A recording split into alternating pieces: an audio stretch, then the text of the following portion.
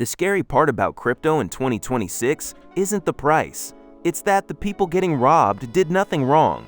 They didn't fall for some obvious Nigerian prince email. They used a real exchange with a real password and still lost everything. So what changed? And more importantly, is your account next? I'm your Crypto Compass. Let's get your bearings. Here's what you'll walk away with. 3 specific things you can do in the next 10 minutes that shut down almost every way Canadians are getting drained this year. One of them takes 30 seconds and most people skip it. Stick around, because by the end of this video, you'll know exactly how to lock down your account, spot the new scams before they reach you, and stop being the easy target. And I'll show you the single biggest mistake people are making. But first, let me show you why 2026 is different.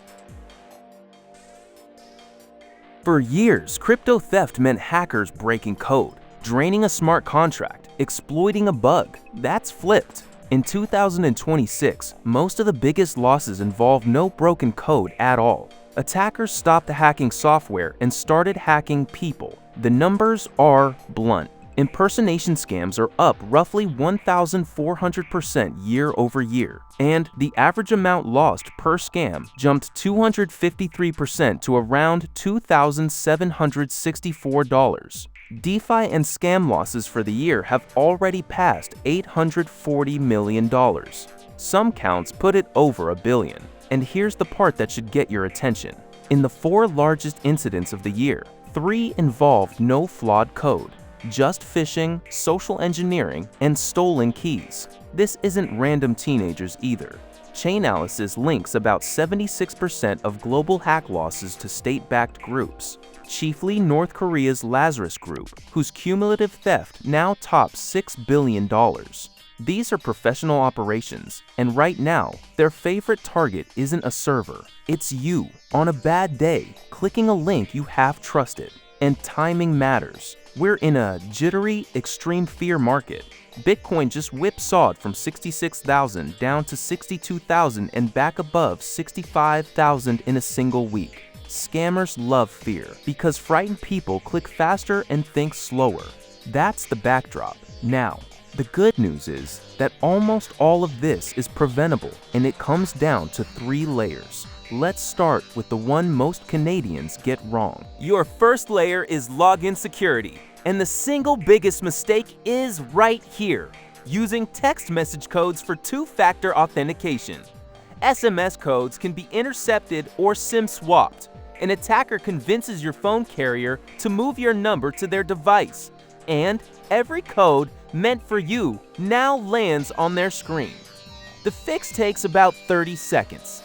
Go into your exchange's security settings and switch 2-factor authentication from SMS to an Authenticator-app. Google Authenticator, Authy, or a hardware key. The code now lives on your device only. No phone carrier in the loop. Nothing to intercept. 2 more quick wins while you're in there. Use a password you've never used anywhere else. If one site you signed up for years ago gets breached, that recycled password becomes a master key. And turn on a withdrawal allowlist if your exchange offers it. That means crypto can only be sent to addresses you've pre-approved. So, even if someone gets in, they can't sweep your funds to a stranger's wallet. Front door locked. But here's the uncomfortable truth. The most dangerous attacks in 2026 don't break the lock at all. They get you to open the door yourself. That's step 2. This is where the real 2026 damage is happening. In one case this year, a former support agent at a major exchange leaked the personal data of around 70,000 customers, names, contact details, ID information, for a $250,000 bribe. That data becomes ammunition. A scammer who knows your name, your email, and that you hold crypto can send a security alert so convincing you'd swear it was real.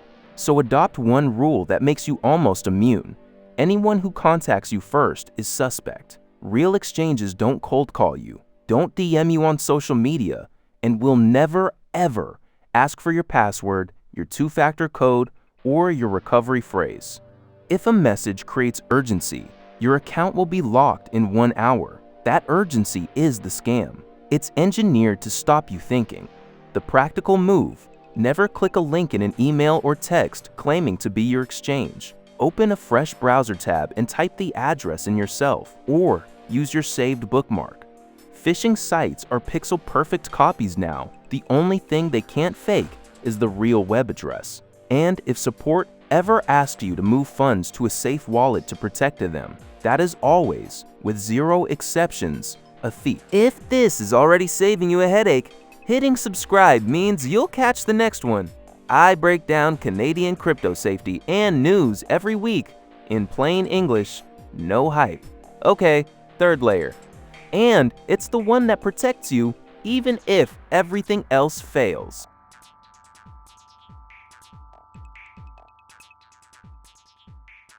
If you hold any crypto in your own wallet, not on an exchange, your recovery phrase is the whole game. Anyone who sees it owns your money permanently.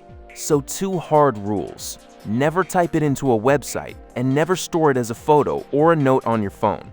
Write it on paper. Keep it offline. Why offline? Because Microsoft flagged malware this year that spreads through USB sticks and quietly watches your clipboard. The moment you copy a wallet address or a key, it grabs it. If your phrase never touches a screen, that whole category of attack just bounces off you. Last one. Fake tokens. Researchers found roughly 54,000 counterfeit stablecoins created this year. Fake versions of trusted names designed to look identical to the real thing. You think you're buying a dollar-pegged coin. You're buying a worthless lookalike? The defense: only add a token using the official contract address from the project's real website or a trusted source like a major exchange's listing. Never from a link someone sends you. And one Canadian-specific note: a lot of this risk multiplies on unregistered platforms. FinTrack has canceled around 50 money services registrations this year, 47 of them crypto firms. If you're using an offshore exchange through a VPN, you've got no Canadian recourse when something goes wrong. Sticking to registered Canadian platforms is its own layer of protection. So there's your lockdown, the single biggest mistake and the fix. Step 1. Switch your 2-factor to an Authenticator-app, not SMS. That 30-second change alone shuts down the most common takeover. Step 2. Trust nothing that contacts you first, and never click a link in a message claiming to be your exchange. Step 3. Keep your recovery phrase offline and verify every token's real contract address. Do those 3 things, and you've closed the doors almost every Canadian victim left open this year. If this helped, subscribe and hit the bell. I cover Canadian crypto safety, regulation, and news every single week. And the next video breaks down which Canadian exchanges are actually registered and safe in 2026. You don't want to miss that one. What's the most convincing crypto scam message you've ever received? Drop it in the comments. Your example might warn someone else before they click.